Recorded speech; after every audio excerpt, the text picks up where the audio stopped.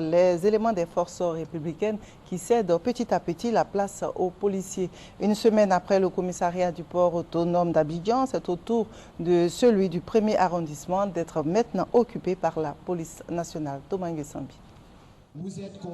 Depuis le 25 juin dernier, le commissariat du 1er arrondissement du Plateau a repris du service de façon officielle.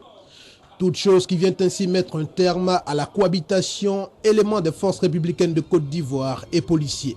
La rétrocession du commissariat du Plateau à ses anciens occupants a donné lieu à une cérémonie de prise d'armes en présence des généraux Mangou, Brendombia et Bakayoko. Deux interventions, le général Soumaïla Bakayoko, chef d'état-major tactique en premier, suivi du directeur général de la police nationale, l'inspecteur général Brendombia.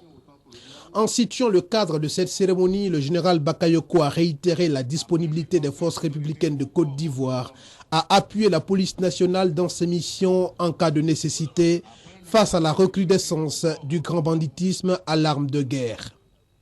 Pour sa part, l'inspecteur général de police Brendombia a tenu à rendre hommage aux généraux Mangou et Bakayoko pour la place que les militaires ont prise aux côtés de la police dans les opérations de sécurisation. Il a insisté sur l'importance que revêt la commune du Plateau qui demeure le centre vital des affaires en Côte d'Ivoire.